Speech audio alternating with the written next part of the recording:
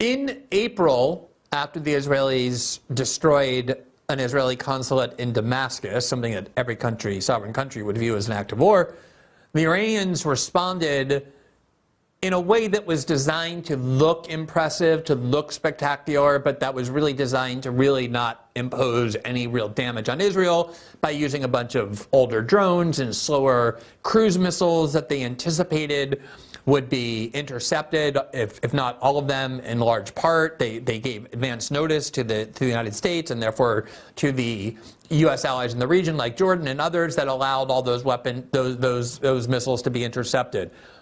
In this case, after things like the assassination of the political leader of Hamas, who was on Iranian soil at their invite to attend the inauguration of the Iranian leader, the newly elected president, obviously the killing of Nasrallah, the bombing of Beirut, the Iranians felt like they had to actually finally respond, and they did so by this time not using cruise missiles and drones, but ballistic missiles, including obviously many that couldn't be intercepted by the Iron Dome. A lot of them hit Israel, fell on military targets in Tel Aviv. But it didn't destroy any civilian infrastructure. It didn't injure, let alone kill, even a single Israeli. Do you think that, although a bit more serious, this act was also an act of deliberate restraint on the part of Tehran to do something but nowhere near what they're capable of actually doing? Yeah, I think the evidence is that there was a significant amount of restraint here. I mean, they signaled clearly to us, the United States, and they knew we'd tell the Israelis that they were coming. And they, as you pointed out, did not go after civilian areas, did not kill a single Israeli citizen. They did kill one person, unfortunately. It was a Palestinian in the West Bank who was killed by falling debris. But it was a somewhat restrained attack. But nevertheless, we're talking about 180 ballistic missiles. And a good number of those ballistic missiles got through and did, some damage. We're not sure how much.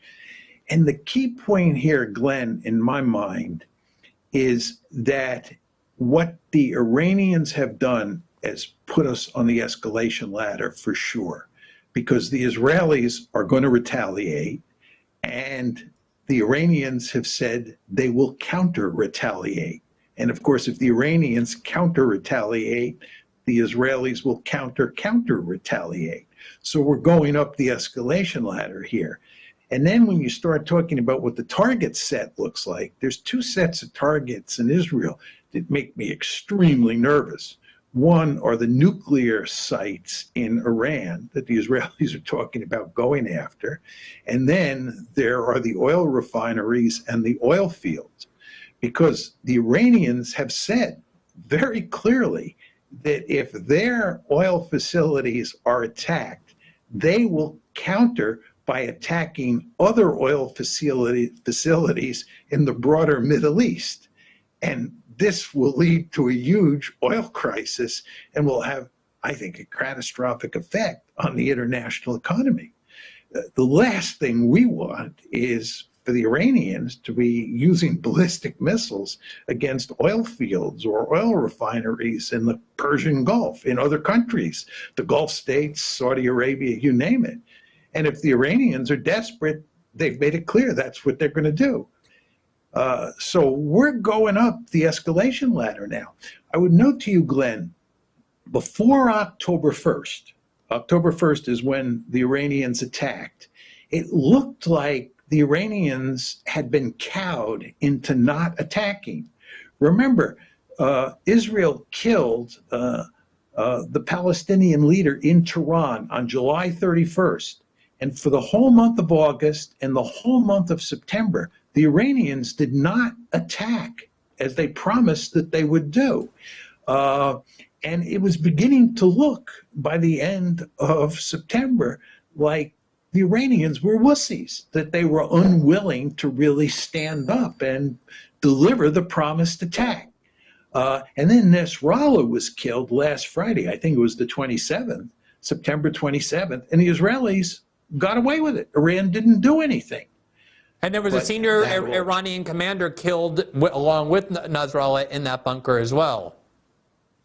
Exactly.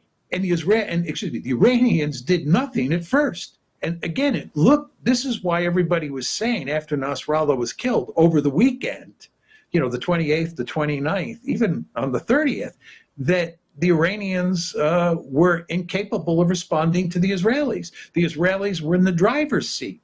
They were going to remake the Middle East. Then comes October 1st, and the Iranians have this large-scale attack. It is restrained in the ways you describe, but nevertheless, it was a big enough attack that the Israelis have to retaliate. And once they retaliate, the Iranians have said they will counter-retaliate. And we're going up the escalation ladder. And I don't know how we get off the ladder, and I don't know where we end up as we go up that ladder. Because as I said, you can tell some horror stories as you begin to move further up the ladder. So I guess that's my reaction, though, to this idea that the escalation ladder got triggered only on October 1st, because on some level, it seemed like Israel was basically forcing the Iranians to retaliate by crossing every red line that they knew the Iranians had that would basically, in order to just save face, as you said, they were looking like wussies. They were looking like a country that was too afraid to defend itself no matter what the Israelis did to it. And it seems like what happened is that the Israelis had done so many things to the Iranians, including things that had long been considered unthinkable, like purposely killing Nasrallah, to say nothing of the assassination on Iranian soil and all the other things you recounted, that it seemed like it forced Iran to do something, because if it didn't, that would be a green light to Israel that they get to do whatever they want now without having any consequence. I mean, I guess I want to just add to that.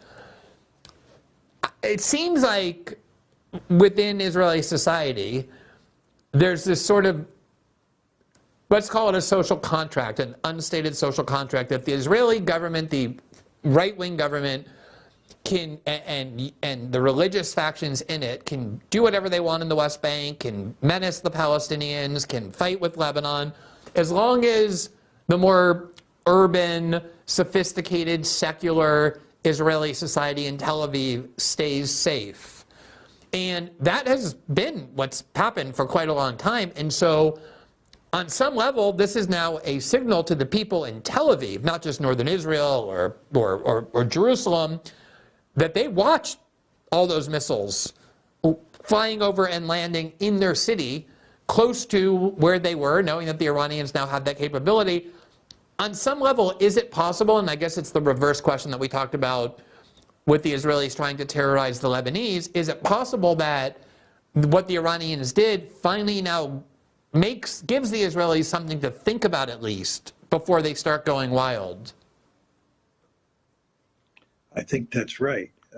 Let me just make one point of clarification. I think I did not state clearly who was responsible for taking us up the ladder, and I made it look like it was the Iranians who started all this. And you correctly laid out the story, which is it is the Israelis who, from the get-go, have been trying to take us up the ladder, right? As I've said on the show before, both Iran and the United States have no interest in a war between the two countries. And this is why they orchestrated things on April 14th to make sure that the conflict on that day didn't escalate. But it's the Israelis who have been trying to drag us into the war, us and the Iranians. And it looks like they might succeed. So I misspoke when I sort of gave the impression that it was the Iranians who started all this on October 1st. It's just that what happened on October 1st was a major step. Right. And it was a surprising step because it looked like the Iranians were wussies and not going to do anything.